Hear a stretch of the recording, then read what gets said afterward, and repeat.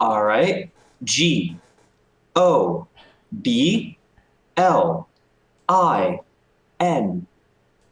Perfect. Good luck. Hello, everybody. My name is Lat Mackey, and this is Sequence Break, episode 34, Lizstar. And here she is, Lizstar. She's Hello, here. everyone. She made it. I made it. Hi, how you doing? Man, there's so many things I want to start this thing off, but I do. Okay, in case you aren't familiar with Liz, do you mind if I read your Twitter bio? Because it makes me just chuckle. Go right ahead. Goblin Librarian Speedrunner, author, RGLTV, GDQ staff, Genesis Queen. I live in a trash can where you belong, or where I belong. I wonder, what the hell does that mean? Well, as you can see, I live in a trash can, and I have a lot of really good trash in here. Like, here's the CDI mouse. There's also this. I actually have a lot of CDI stuff. I assume we'll be talking about that. Oh my God. Anything I want. That's just like anything bad. I reach out and I can grab it. Well, that's so awesome, and I think it's so apt. That's going to probably set the stage for the rest of the conversation. But before we get going, I did want to start with just how I first became aware of you and your streaming and your speedruns and all that kind of stuff. So in 2000, I think it was 18 at GDQ, I watched a panel that you and Enchantress of Numbers put on about arcade PCBs. And I just, at first, I didn't know very much about it. So it was like the most educational panel I'd ever sat through. But then secondly, I'm like, oh my gosh, you seemed as passionate about video games and all of this kind of stuff as I did. And I just totally related to that right away. I was like, this is so cool. I love video games. I love sharing them. I've been told I'm very passionate, and that can come through on everything I do. I just love sharing the things that I find.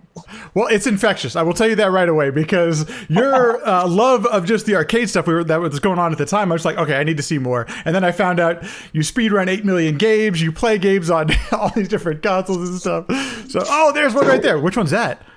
This is Galaxian. Oh, man, how cool.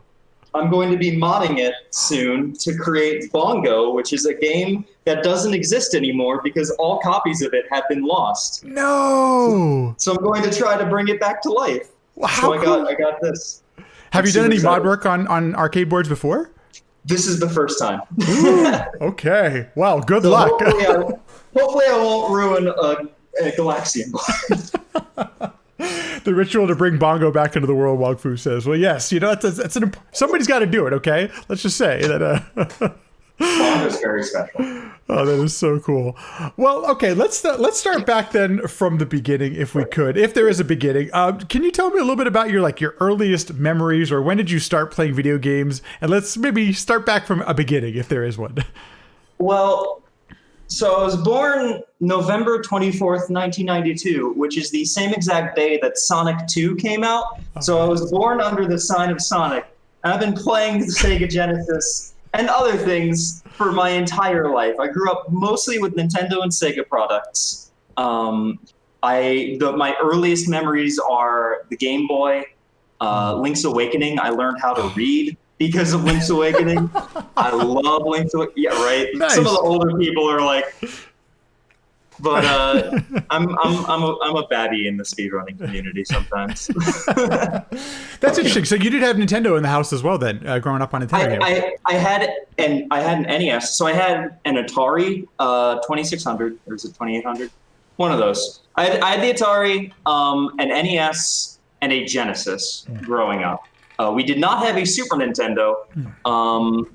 One of my best friends did, and my brother's best friend did. So I played it occasionally over there, but I never grew up with what a lot of other people did. I grew up with the weird things like Sonic the Hedgehog and Lizstar, which. Right, exactly. Okay, so I'm curious then, when did you like exploring all different types of games, or was there ones that you just maybe grinded out more than others as a kid? What was your thing as far as the gaming goes? Pretty much everything. Okay. I can't really think of anything I don't like playing, except I'm not a fan of sports games, just because a lot of them feel like the same thing to me. That's fair. And racing games, I'm just kind of iffy on, because kind of the same deal, but everything else, played a lot of. Ristar is one of my most played games of all time, is my favorite game, which you can see down below. That's the first one I picked up as a speed run specifically for that reason, because I already knew it so well. Platformers are my bread and butter. Platformers and simulation games, which as a speedrunner, I can't actually play simulation games really for speedrunning, which is a real shame. But if someone can find out how to speedrun like Civilization in a way that is not memey and dumb, then I'll get on that. Because currently the Civilization speedrun is like 0.5 milliseconds because of it's a dumb speedrun. Oh my gosh. Okay, so I have to ask a little bit about Ristar because I just recently played it a couple of months ago, and I was only going to spend about 30 minutes with it. It was a sub game, but then I ended up playing through the whole thing because it's awesome. It's wonderful. Oh, I love that. It's so good. I can't. Maybe do you remember? Was it a popular game, or did Sega promote it or anything? Because I don't remember hearing or seeing anything about it when it first came out. And the mechanics and the gameplay, it's all just awesome. It's one of my favorite games on the console so far. It is, in my opinion, my favorite game of all time, and definitely my favorite on the console. And like, it came out early 1995, which by that point the Saturn was already out in Japan, I'm pretty sure, or like just coming out.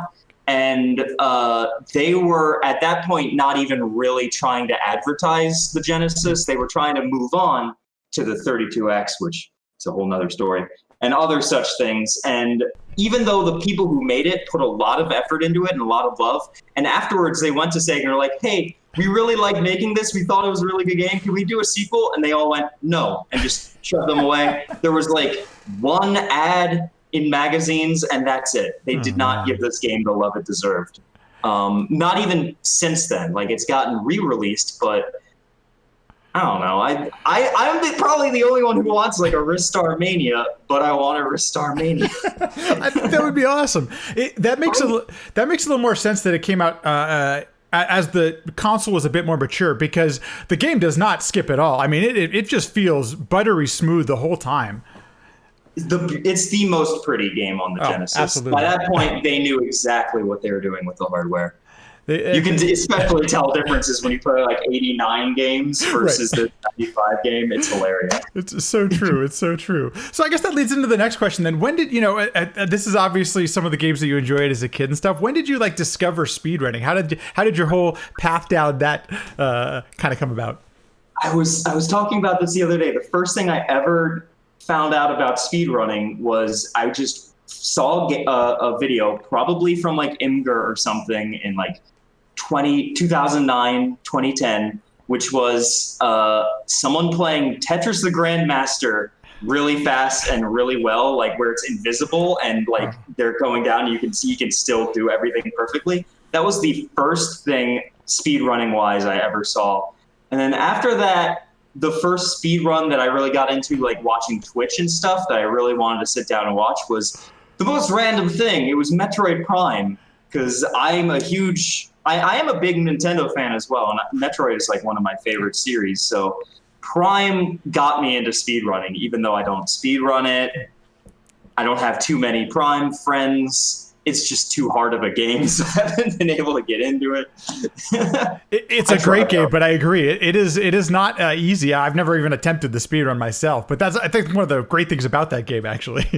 Yeah, it's so fun to watch. Like, it really got me into watching. I was like, wow, you can do all this stuff? That's ridiculous. And then that made me go, oh, I should look into, other games. What are some of my favorite games as a kid that I could maybe speedrun? And I found Ristar, which by that point 4 people had speedran. By now it's up to like 20. It's exploded since I started, which I'm really happy about. I'm glad to see that, because it's definitely deserving of it. So, and it's nice that this is one of the things I think I love about speedrunning, is that if you're passionate about a game, there are so many, as more people come into our community of speedrunning, there's going to be somebody else who cares about it like you do, right? Absolutely. So Ristar was the first one you actually speedrun. That's awesome. Yep. In late-ish 2016, I genuinely haven't been speedrunning for that long. It's not even 4 years now. Since late 2016, I started with Lizstar and then started moving through like the Genesis library that I had as a kid. There was a lot of them: Sonic 3 and Knuckles, McDonald's Treasureland Adventure, but Lizstar was the first one I picked up, and it's the only one that's like stuck with me the entire time. Like I can pick it up right now and speedrun it. And I have said before, like during Frame Fatales, I made this joke, and they've held true with it, that if you ask me to play Lizstar at any point, I will play it for you. I don't care.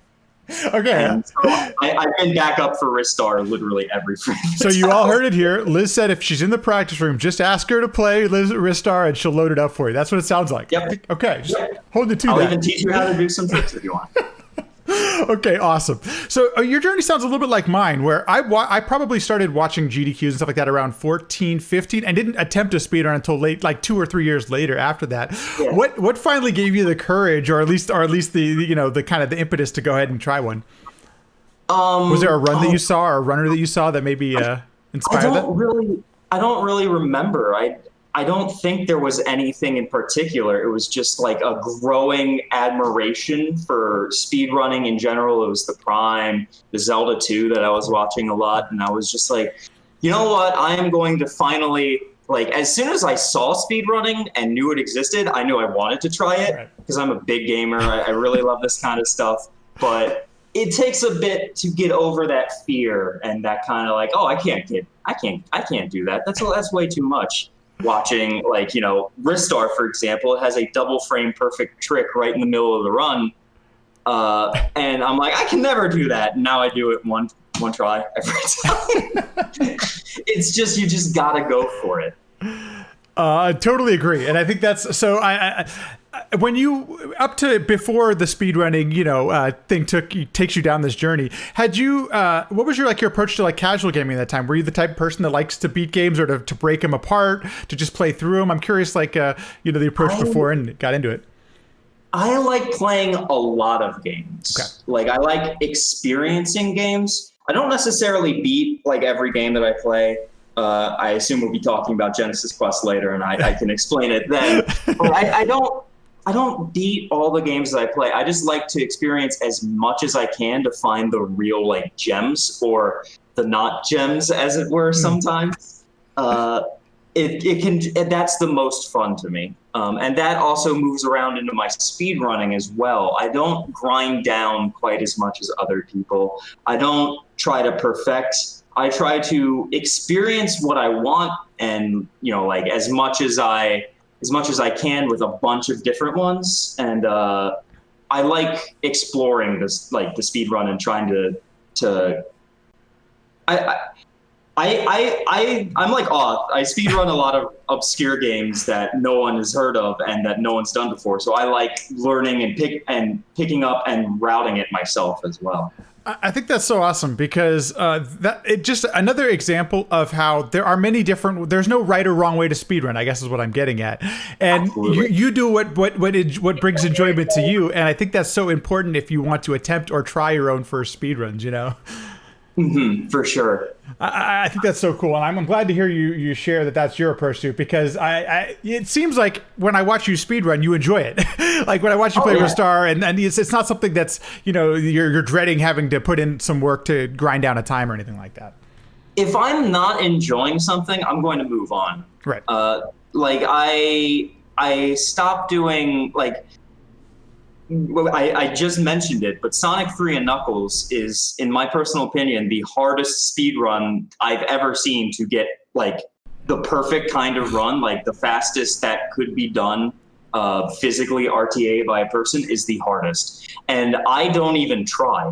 Like, I'm just like, I'm not even going to try to do that. I know it will be frustrating because it's like quadruple frame perfect movement for like every single act. I'm just going to do the tricks I know I want to do, that I know I can do, And then maybe eventually, as I keep going, I'll try and sprinkle stuff in. But if I'm not having fun, why am I playing this game? I'll just move on to something else. I got to touch on that for just a second because I couldn't agree with you more. I think we've seen some of like the best speedrunners in the world continue to run Sonic 3 and Knuckles because of the challenge it presents. Like to actually get that perfect run, man, that's like, you know. I admire the heck out of them. Oh, People yeah. like Umatsu Freak, like Mike, it's always so incredible that they can do this. That's not for me.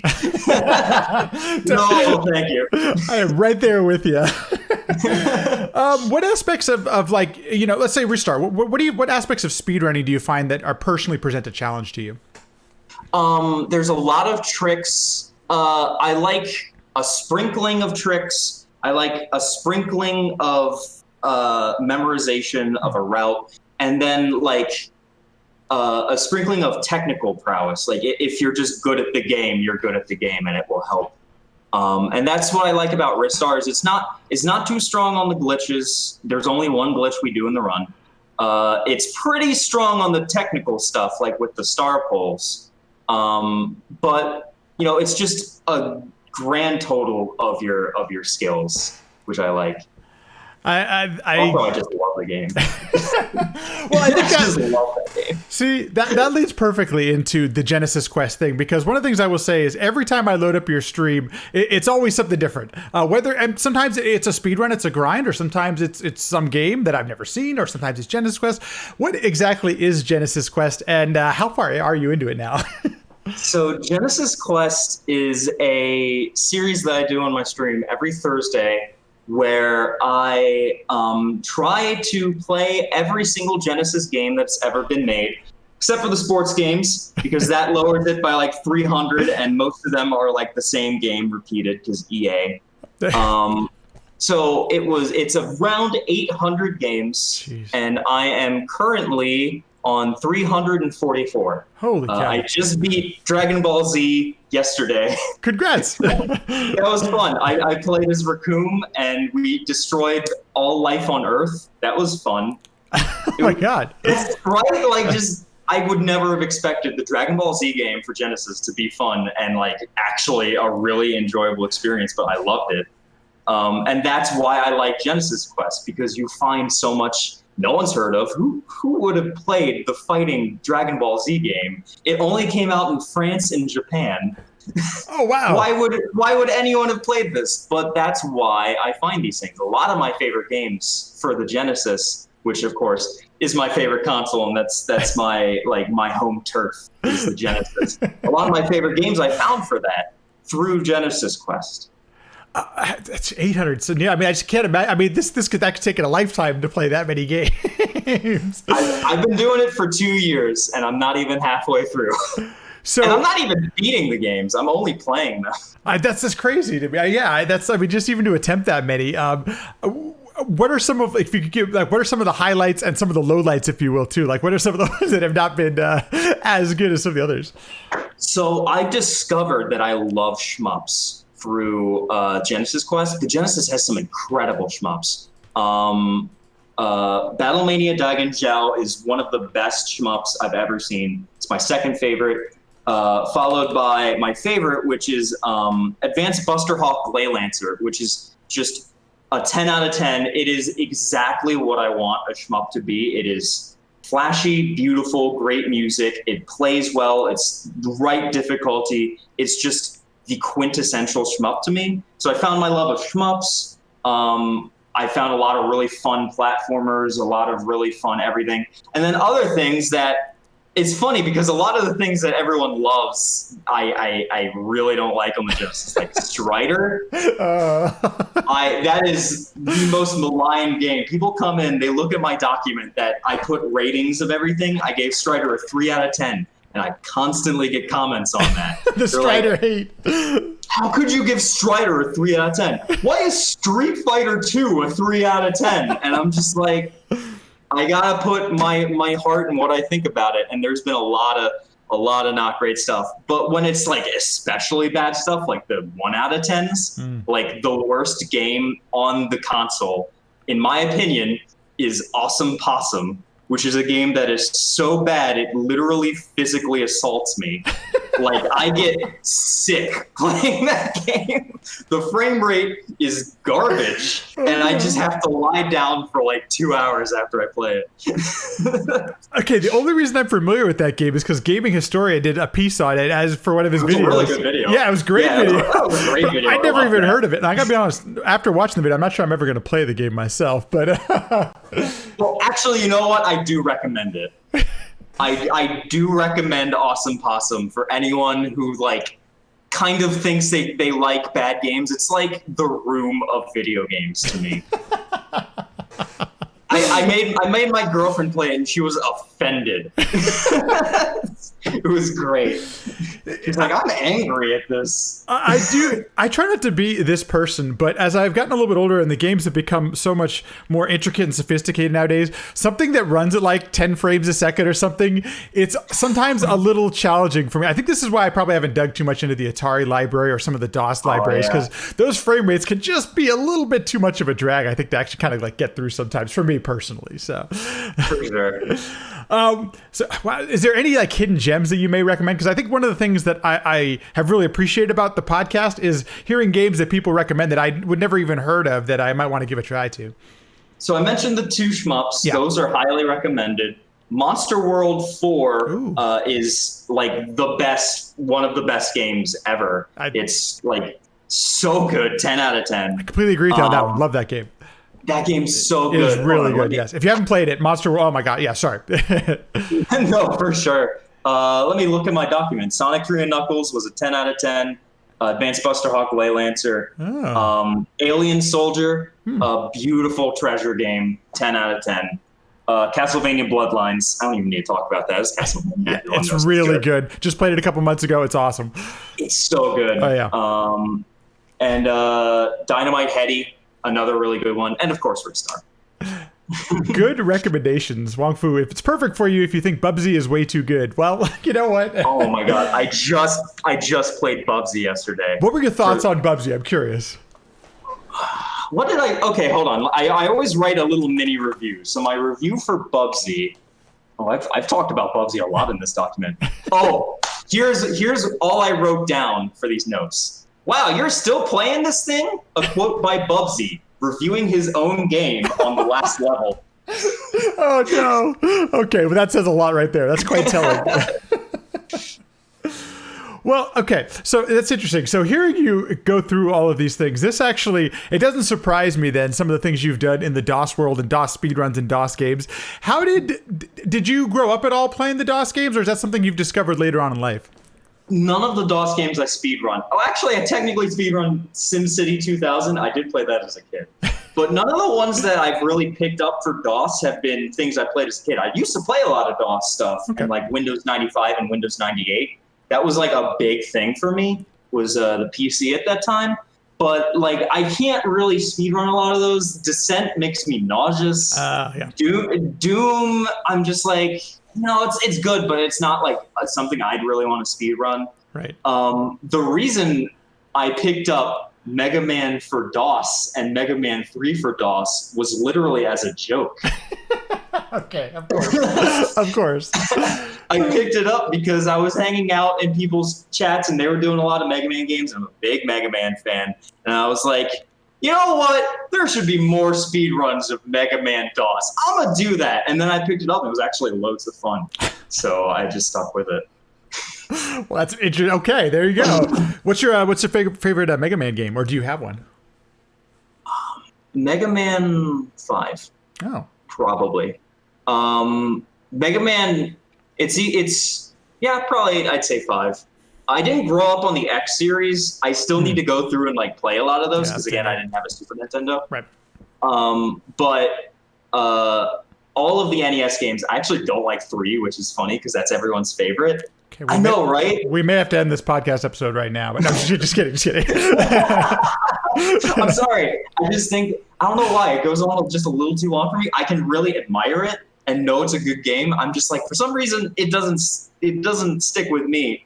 I'm weird. I like 5 and 6 and 4 the most. I also really have a soft spot for Legends, which I rented like 5 times as a kid for the N64. Legends I just played a couple months ago, and I enjoyed parts of it. I found it a bit frustrating using the camera on a PlayStation, the way that it has it mapped and stuff. But I at least appreciate, obviously, for what I think it created. This next generation of exploring Mega Man games. So I thought that part was really cool.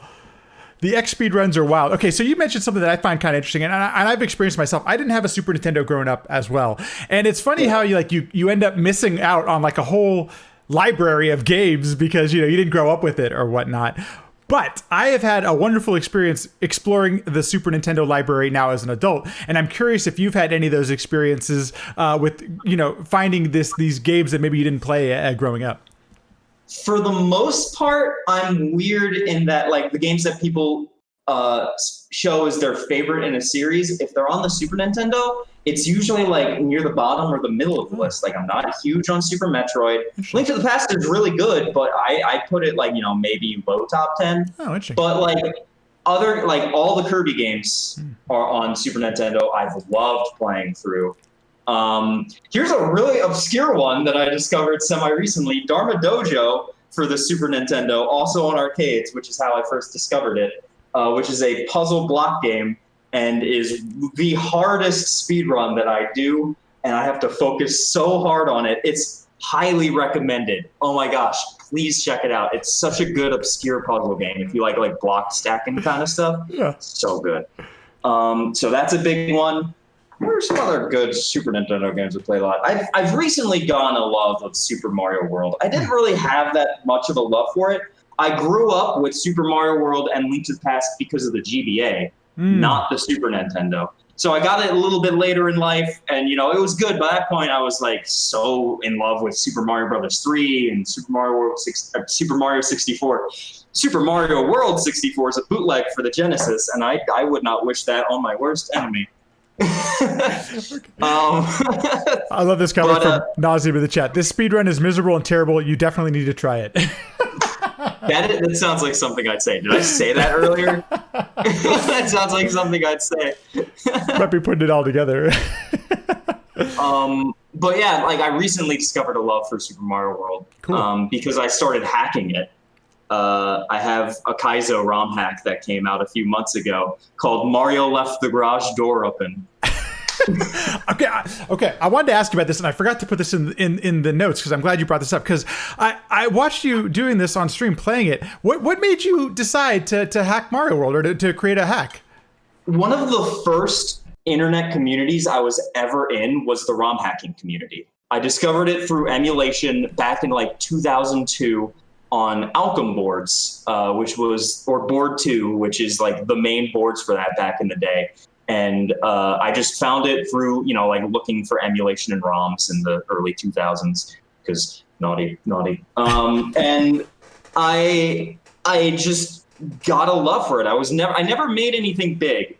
I eventually created my magnum opus, Mario Left the Garage Door Up, in 2009, and it's bad. And then that was kind of it, it's just because I had a lot of friends in that community. So I eventually wanted to make something that was actually finished, and it wasn't that great. Now I decided to just go back to it. Every now and then I'd bring it out and show it to friends and be like, look at this terrible thing I made when I was 17. And now I'm just, I have a lot of friends in the Kaizo community. And I was like, it'd be fun to actually go back and look into that. And I always loved game design and all that. So that's the reason it was the first internet community I was a part of. And I finally wanted to actually make something that I could be proud of. Did you ever speedrun Super Mario World leading up to that point or anything like that? No, never speedran. I've speedran Super Mario World 64 for the Genesis, but again, I've already said my thoughts on that.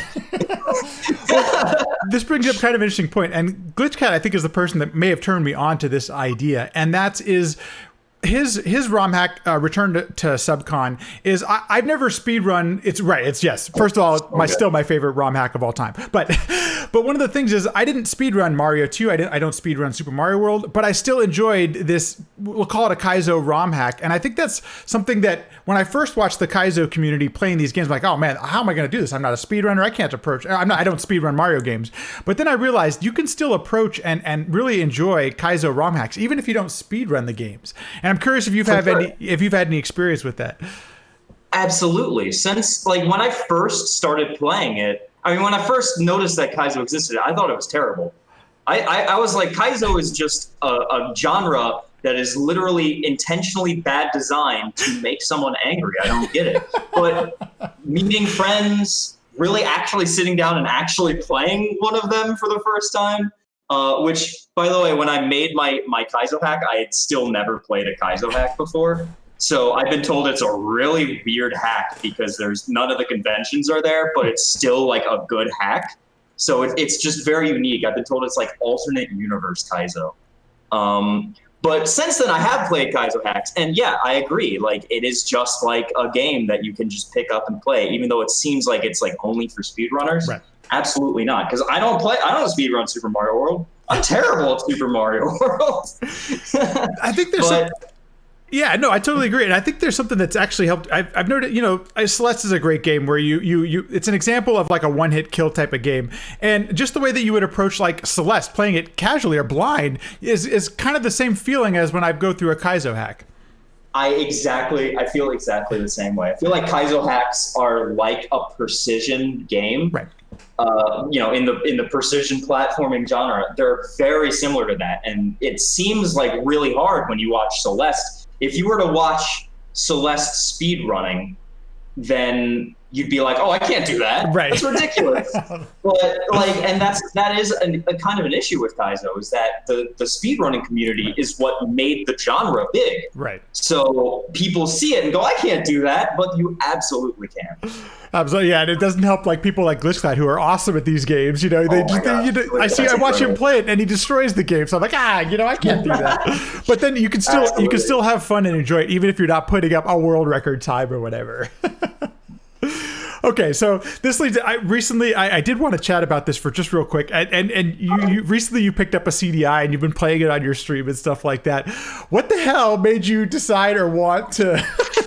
First of all, I have an affinity for this console I don't even own yet. But what made you want to get it? And what games have you been playing on it? This is the weirdest thing, and I do not recommend this approach to anyone. I bought the CDI specifically to play Myst on it. The game that's been ported to every console known to man. Yep. I noticed that Myst had a CDI genre, or CDI category. I've wanted to play Myst and speedrun it for a long time. So I was like, I'm going to buy a CDI just to do it. And then I'm like, I'll probably do the Zelda CDI games as well at some point. I still need to get a working controller. This is the CDI Spoon. It is the worst controller known to man. Just looks awful. And it is so bad. It's so easy to hit up or down when you're pressing it. I do not recommend it, but I didn't actually beat Faces of Evil. I gave up on that. But I beat Wanda Gamelon on this, and that is my proudest achievement. And Indiana. Yeah, what's that? If you don't mind me, so every time I've tried to, I look on eBay, there's so many broken consoles. How did you end up acquiring one that actually worked, or did you have to do any work on it? I found a really cheap one. It was like $290. It was refurbished. It's a PAL CDI, but that doesn't really mean that much. It means I can't hook it up to my TV, which sucks. But it's fixed up for SCART output, and it works perfectly fine. All of the working parts inside have been repaired. Because if you don't know, the CDI has an issue. It has a suicide battery, where if the battery runs out of juice, it bricks the entire console. So you have to carefully replace the battery in order to make the CDI not die. Oh my God, I had no idea. What does it need a battery? What does it need a battery for? It's the internal clock. If it can't read what the clock is, it freaks out and destroys the console. So if you're looking for a CDI, definitely recommend refurbished. It was a little bit cheaper than I expected, but I did get a really good deal. Usually they're around like the far 300s, early 400s. Literally diffusing a bomb inside the console. That's what it sounds like, Wong Fu. Basically. And like just the fact that I got a refurbished one, which took all that work to put in all these new things for so cheap, it's great. Okay, so in that case, then, had you speedrun Myst, or what was your experience with Myst up until the point of playing it on the CDI? I played it semi-recently. I played it last year around this time. On stream for the first time in decades. I was playing Riven for the first time in decades. I play a lot of point-and-click games. Nice. I Okay. speedrun a lot of them. Myst, Return to Zork, and technically Hypnospace Outlaw. And I always wanted to pick up Myst because, I saw the speedrun at GDQ, and it was mind-blowing. All those speedruns, I always loved Myst. It's been such a great series because I'm a librarian. I really like books. So I was like, I need to pick it up. And then the thing that tipped me over the edge, which is so me, is the CDI not having anything, so I could get a free world record. Free, of course, free world record. Why not? And I've started since then getting as many records as I can. Here's Myst for the DS. Didn't even know that existed, but it is a thing. I've watched your world record, or your speedrun of it. Here's Myst for the Sega Saturn. Wow. Here's Riven for the Sega Saturn. They don't have speedruns, so I picked them up to run them. Although the day I got my Myst DS world record, the previous world record holder bopped me 20 minutes later in an extremely good run. There's no way I'm making that back up. It sucks. I was like, come on, it was supposed to be a free world record. So it's okay, it only cost me $4. It was worth it. It was totally worth it. Worth it. I am going to do a whole episode dedicated to Myst because I think the games that they've created are fascinating. But one of the things that Nauseam has turned me on to is the approach to game design. It's still, in my opinion, to this day, is still so unique. I don't think we see a lot of games that even remotely approach what Myst is trying to do, what kind of experience it gives the user. And did you play it as a kid? Like, when was your first time you played through? Okay. I did play it as a kid. Were you able to beat it? I did beat Myst as a kid. Wow. I could not beat Riven. Riven is infamously way harder than Myst, but it is, in my opinion, better than Myst. I like any game where I can reverse engineer and learn a counting language. La Mulana, Riven, that's about it. But I just love that. You have to reverse engineer it, take a bunch of notes. Yeah, no, absolutely. Kid, no way. Right. I still don't. I've only watched the speedruns of Riven, and that, for anybody who watches the runs don't do any justice to what the actual gameplay or game experience, I should say, is like. So for sure. In Myst, the speedrun, like when you play the game, you have to go through all of these areas, and then you learn, okay, you need to flip the switches in a certain way, and then that will give you a page that can get you to the end of the game. But if you played the game already, you already know that. So you just do that and beat the game. So you don't have to play 95% of the game. Same with Riven, for the most part. Riven's a little different, but yeah. How does the point and click nature of those games work on CDI? Like, what is there a pointer or? There is a pointer. It is exactly. It's you control it like, there's the pointer. You try and move the pointer with the D-pad. It's a lot like Mario Paint or something if you use the D-pad. Although there is the CDI mouse, which I bought the other day, which makes this a lot easier. This cost me $50. It is the most awful design of a mouse. It's extremely unergonomic. The whole console is just so ridiculous, and I love it. I love it too. So much you can explore from it. Well, I'm glad that makes it a little bit easier. I mean, that makes it, hopefully it'll bring the time down a little bit, right? Yeah, it did actually. It saved me 20 whole seconds. Hey, in a speedrun that's, the world record on a PC is less than 45 seconds or whatever it is. What is it? Yeah. Is it 30 something at this point? I don't even know. 39? I don't actually remember. It's real fast. I got a sub-minute PC time, and that was my goal. I'm still 15th place. I actually, for new runners of that game, I actually think that's a pretty decent goal. Like, it's something I think you can accomplish by grinding out a little bit, Anyone can accomplish that goal. Right. It's not a hard speedrun to pick up. A lot of point-and-click games, like, people don't look at point-and-click games as speedruns. but they're pretty easy to pick up. You just have to learn a route and just like memorize. It's a lot of muscle memory. And with some of them, it's like clever tricks to try to skip things. Like in Zork, you have to memorize a maze, whereas normally you'd get a thing to help you through that maze, that kind of thing. I think Gib Girl maybe tried to entice you. PSP and Amiga versions have no records yet, so just, you know. I bought the PSP version. It should be on the way soon. Of course. I don't want to spend the $400 to get an Amiga. Oh, jeez. Same with the 3DO, does not have any records. Okay, 3DO, free world record, folks. 3DO Mist. Yeah, if you have a 3DO for Mist, if you have 3DO, the Mist isn't that expensive. And if you have a Jaguar CD, you can also speedrun that. That's a $1,200 console, so I'm not spending money on that. Well, Feltup apparently has the CD for it, but not the actual console. Well, then you might, only missing one part there. So, Yeah. Okay, so man, I could talk about this stuff forever. Are there any other consoles that you have like an affinity for that you've recently discovered later on in life or anything? The Saturn is beautiful. I love it. I just bought the Saturn. I've wanted one all my life. I don't speedrun as many things for it, but I really want to get into some of like my favorite games as kids, the Game Boy. Oh, there you go. That was like my first console that I personally owned. I love like Link's Awakening. I speedrun Wario Land 3, which is like one of the best Game Boy games ever. So good. Completely agree. There's so much good stuff on that console that's kind of like overlooked. But I am a Sega girl.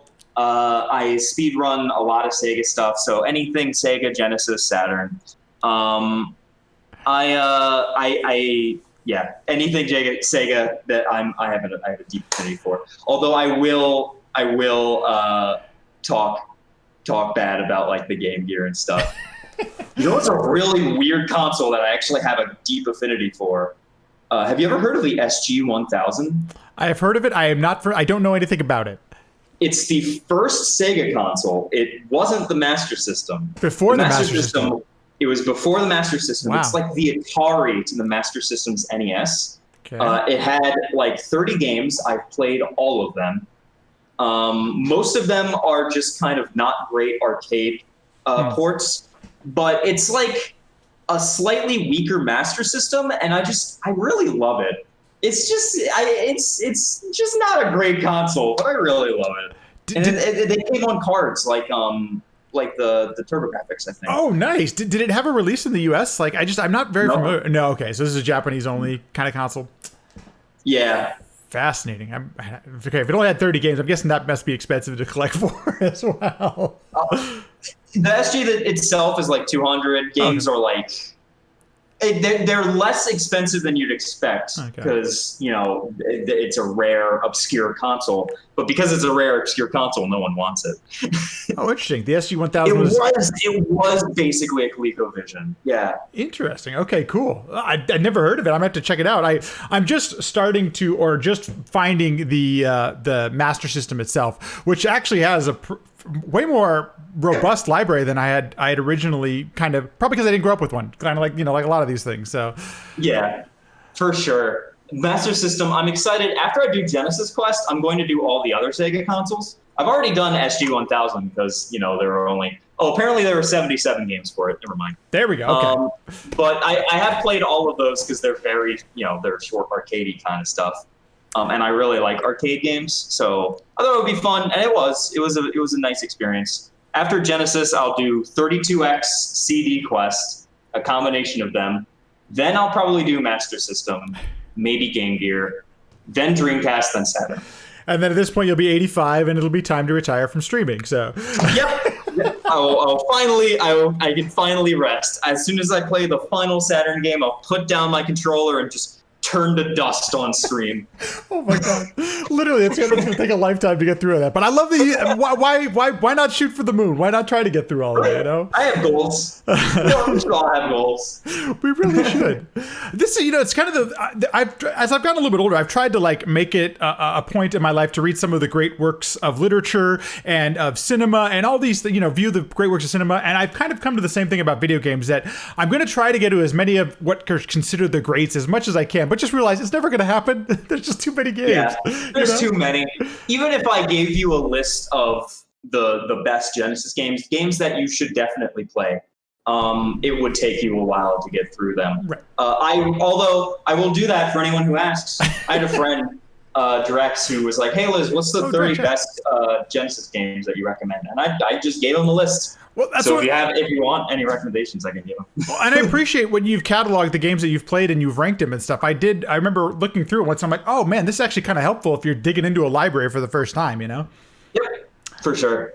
Okay, so let's change gears here a little bit and let's talk a little bit about Games Done Quick. When was your first appearance, or when did you first get involved, or tell us a little bit about your history with Games Done Quick? I submitted Lizstar on a lark in late 2017 for AGDQ 2018. Did not expect to get in. I had only been speedrunning for a year at that point. I was not a big streamer. I had 2 viewers every single day.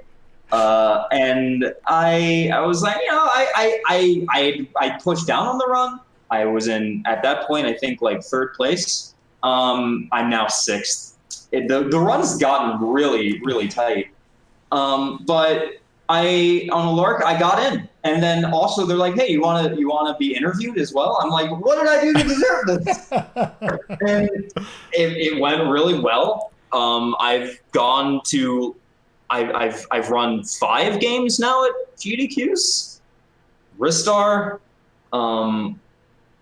Return to Zork, Darkened Sky, Mega Man DOS 1, Mega Man DOS 5, or 3, Jesus. And I'm going to be running Hypnospace. I've just been submitting like clockwork all the stuff, and every time. And then I also started submitting for hosting. I got in for that as well. I don't know what I do to deserve this, but I work real hard for GDQ, and I started submitting for applications because they started being like, hey, if you want to be on the games committee, put in an application and we'll accept you. And I'm friends with some people on the games committee, they know me. And I'm like, I play a lot of games. I know a lot about speedrunning. I know a lot about a bunch of different games. I feel like I could be good on this. Also, I've done games committee work for Blast the Process, nice. Frame Fatales at that point, a few other things. And I managed to get hired, which is still just absolutely mind-blowing to me. So I'm now GDQ. I almost said technically. I'm not technically GDQ staff. I am GDQ staff. It still does not feel like it.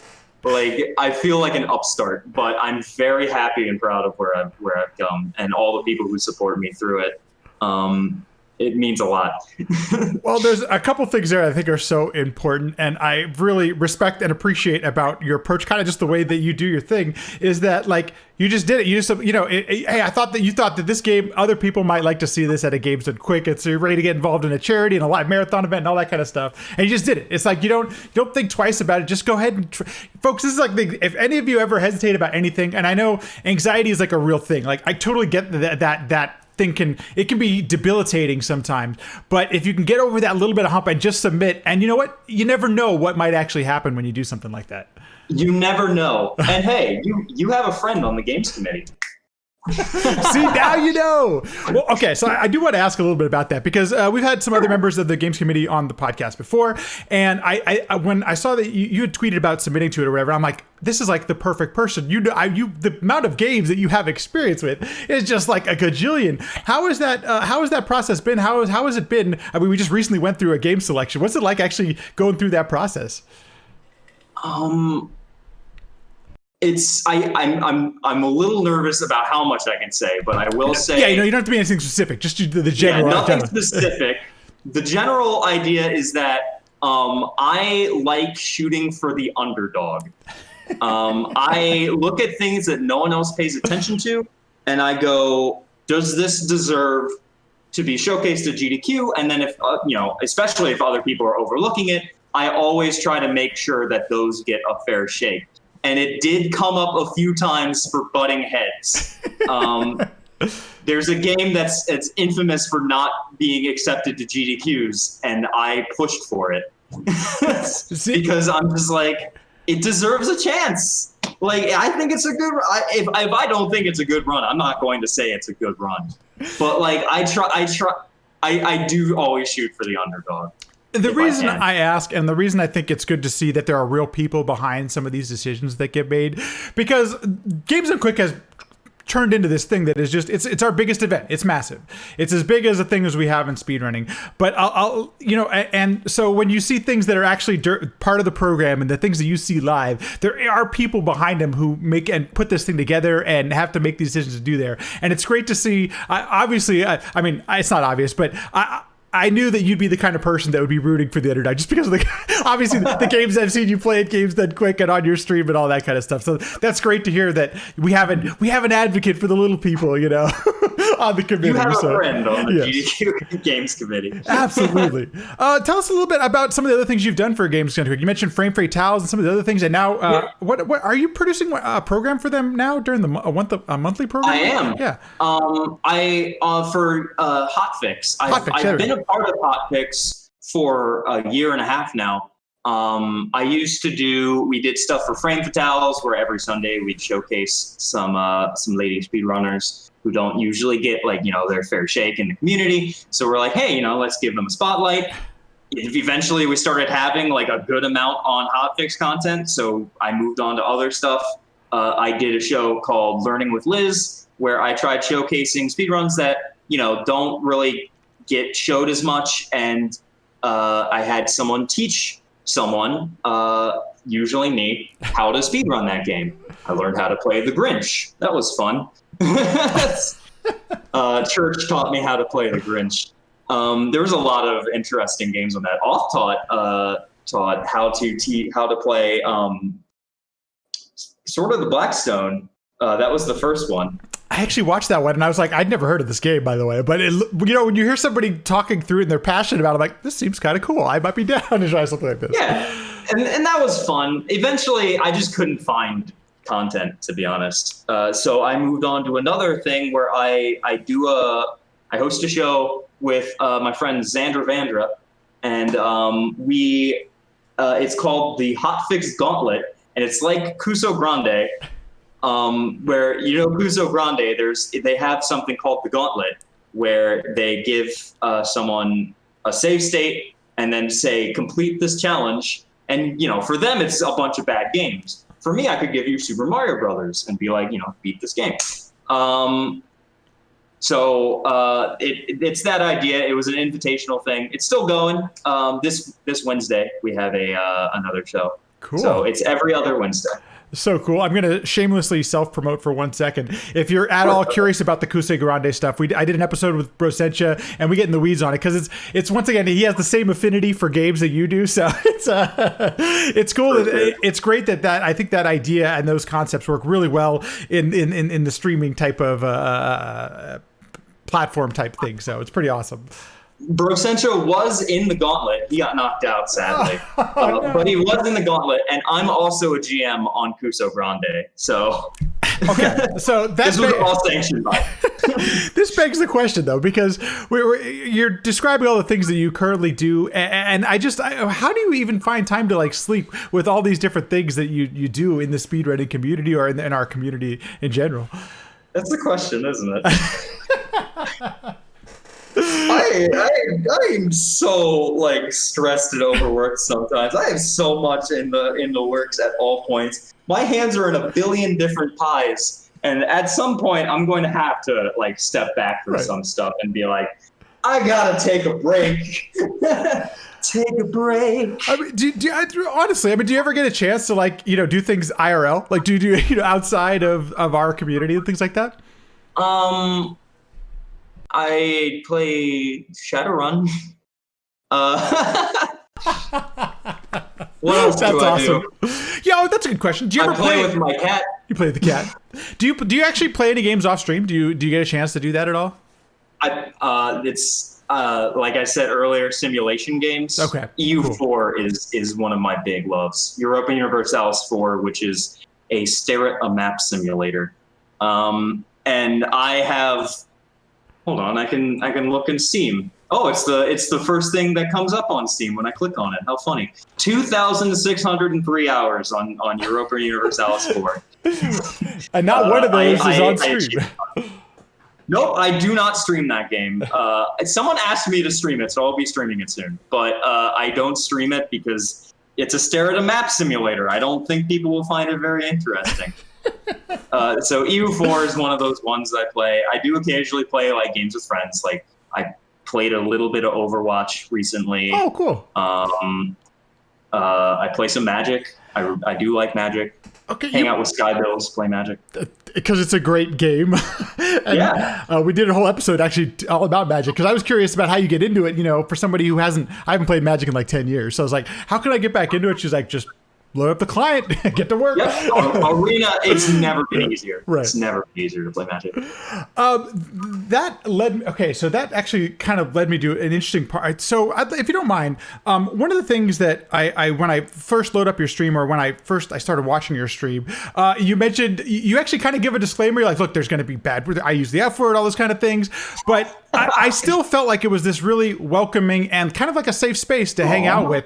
And I'm curious if that's like a conscious effort you've made to, you know, it's one of the common themes about the podcast too. We talk about creating spaces for everyone to feel safe and enjoy a stream. Is that something you made a conscious effort about? At all times. I want to make sure that people are enjoying themselves. I want to make sure people feel safe. I have a rule that we can talk about anything, but if someone asks you to stop, you stop. And like, I just want people to be happy. If someone comes in, I always try to ask them, hey, how's your day been? What have you been up to? Hey, I hope you're doing well. You know, all these kinds of stuff. I want people to be happy. Like that's one of, in almost everything I do, I write books. I want to entertain. I stream. I want to entertain. I just want people to have a good time. That's my goal. I love the entertainment part of that. Is there anything, I'm just curious, when in elementary school or anything growing up like that, did you ever do anything that was about public performance or anything like that? I did act in plays. Okay, I knew it. I knew it was there somewhere. I was an artist. Can you guess what I was typecast as? Oh my gosh. Constantly? I have no idea. What would you be It's The villain. Every time I was the villain. Okay, that doesn't surprise me. Was that having very bombastic? Yeah. Okay. That comes from Recruiter Zord. If you hear, okay, so I have worked in the entertainment industry, and if you listen to any actor talk, they'll tell you the villain is the funnest part to play in any role. I'm not complaining. I was super happy to play the villain. It was so much fun. I played as a dude named Dr. Shot Clock, who's a villain who can like stop time. It was so much fun. Oh, it sounds awesome. That's one of the things, though. I think that's been great about speedrunning, or I'm sorry, streaming, is that if you enjoy a public performance and those kind of things, streaming is just like it's instant feedback. It's something you can just load up and start doing. You know, I used to do Let's Plays, and streaming felt like a natural progression from that. I did Let's Plays for years, from 2009 onwards. Oh, wow. In 2016, I moved on to streaming. Yeah. It's really funny though, if you go back and look at my early videos, I'm just like, hey guys, how's it going? Welcome to Let's Play Dwarf Fortress. I want to showcase this game because I really love it, and I hope you like it too. It was ASMR star. Okay, so we gotta stop that for just a moment, because I went back and watched one of my earlier streams just because I had a PB that I wanted to watch through, and I'm the same way. It's like it's the first month of my streaming. I'm just sitting there and I'm gonna jump, and I jump. Why is that like our first reaction to streaming? I just don't understand. I don't know. It's just like you have to find your footing. You have to find your voice. You have to find, like it's a skill like any other. It's public speaking. It's public presentation. It's a skill like any other. When you don't have that skill, you don't have it, but you grow it. You learn it. I do want to mention that because one of the things that I've learned as I've been streaming is it actually helped me in my real life stuff, like talk just, in a meeting or when I'm doing a presentation or anything like at my day job and things like that. And while it may be scary if you're at all considering streaming or anything like that, there are some really interesting skills you can develop that I think are applicable to like real life, if that's your thing. For sure. I've never gotten better at improv than doing speedrunning and Let's Plays. Oh, could not agree more. It's like it's the best tool. You get to instant feedback. So one last thing I wanted to touch on before we start to wrap this thing up, and that's I follow you on Twitter. I really enjoy your Twitter. You're not afraid to say some things on Twitter. Oh yeah, to say the least. And my only point here is that I appreciate you standing up for people's voices who may not have anybody standing up for them, but also not afraid to say some things that other people might make some other people uncomfortable. Thankfully, that it makes them uncomfortable. And I'm curious if that's something that you've worked up to, that you it's just your natural reaction. I'm curious what makes you do that. I don't take guff. Like I live my life feeling like anyone should do whatever they want as long as it doesn't hurt anyone else. If you're hurting someone else, that's bad. You should stop that. And I always do my best to try to protect people. I am a pretty big voice in the speedrunning community, in the queer communities. So I am a big voice, and if I'm not going to speak, who is? I have to try to help people where I can. For sometimes, it's hard getting past that. For a while, I was like, I don't want to be the angry trans person. I don't want to be that. Right. I'm going to use my Twitter to send puns and talk about video games. But like, stuff is getting bad, and if there's stuff that I need to talk about, I'm going to talk about it. I don't take guff. Well, and if I may for just a moment, that's one of the things I've appreciated, and I still feel like I'm learning from your Twitter in that why do we have to raise our voice? Why do we have to do things that may seem a bit extreme? And that's because there is a community out there who's not being listened to and who is not being represented and whose literal civil rights are being trampled on in at least in our country. So I think that I appreciate that you have found that voice and you're not afraid to say things that you do. Because I know I struggle with articulating the right thing. I remember if anybody watched the Author Blues episode, I still struggled with articulating my thoughts, but the fact that you're a writer obviously goes to show that you can do some of these things. And I appreciate that. So thank you for being that person out there. Thank you. I do my best. I don't want to be like the big anchor for a lot of people, but where I can help, I do like. If I may just ask you one more thing, you mentioned in your Twitter bio that you're a writer. I believe you've written a novel, correct? Or maybe more than one? I've written 2 novels. 2 novels have come out. When did you start writing, and how did you develop that skill? Because especially for things like Twitter, it helps out quite a bit. Yep, I've been writing all my life. It was one of the first skills I'm a huge fan of books. I used to read a lot of fantasy, so I really started picking up in middle school. Looking back through all that, it's really bad. It's really funny looking back through my stuff in middle school. I'm like, well, I kept shoehorning in references to Star Control 2 of all things.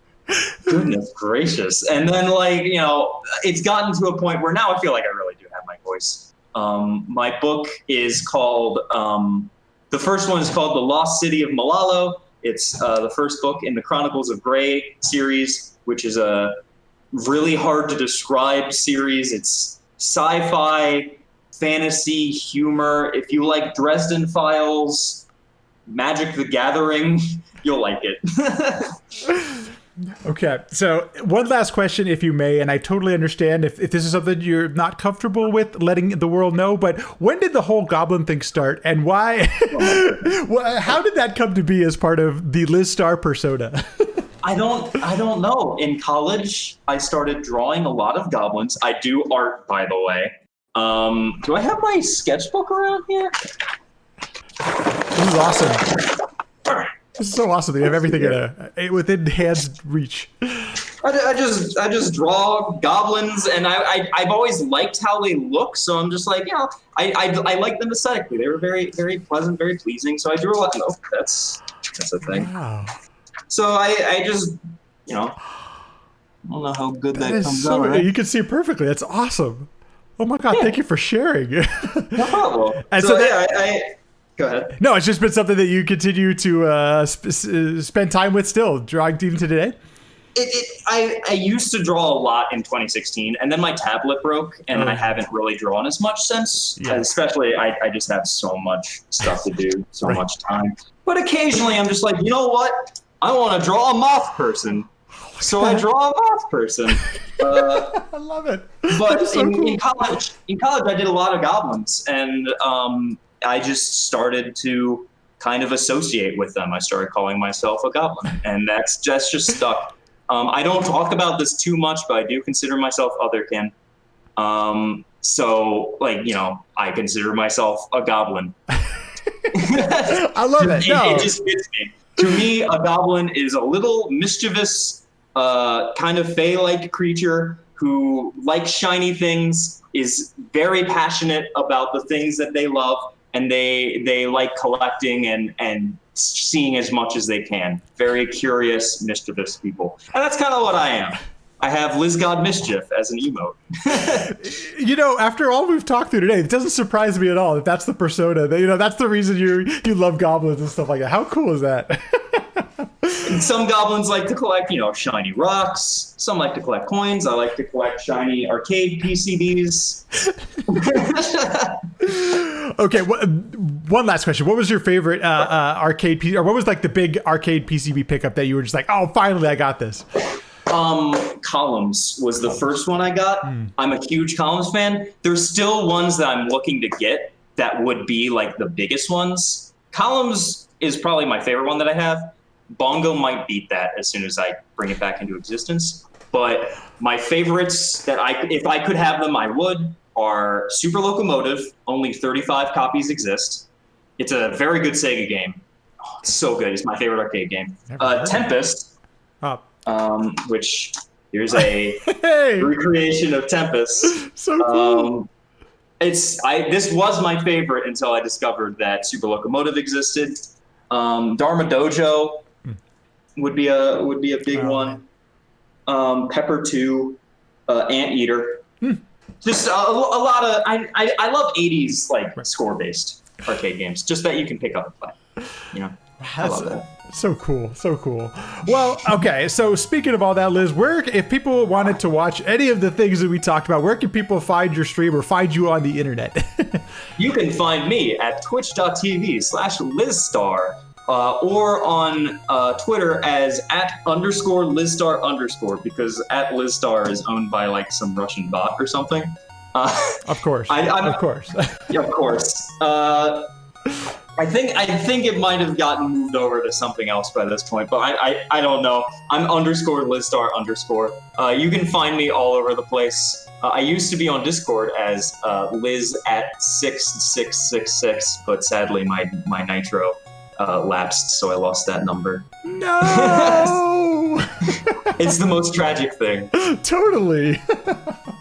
Well, honestly, thank you so much for making some time, and a big thank you for everything that you are doing within our community, because I don't just say this, but I think we're better off with you in it because of, you know, the things that you do. And I know it sometimes spreads you a little bit thin, but I appreciate everything that you do for our little speedrunning community we have going here. Sweetheart, that's so kind. Thank you. Well, Thank you so honestly, much, and thank you for showcasing me. I really appreciate it. Thanks everyone for listening and watching. If you're enjoying the podcast, subscribe, leave a review. All those things go a long way to helping out the podcast. If you'd like to continue the conversation, I'm on Twitter @LatMackey, or you can also join the LatMackey Discord, where we have a sequence break channel. We talk about guests, we have questions. It's really interactive, really fun. Please feel free to stop on by. Thanks so much. See you in the next one.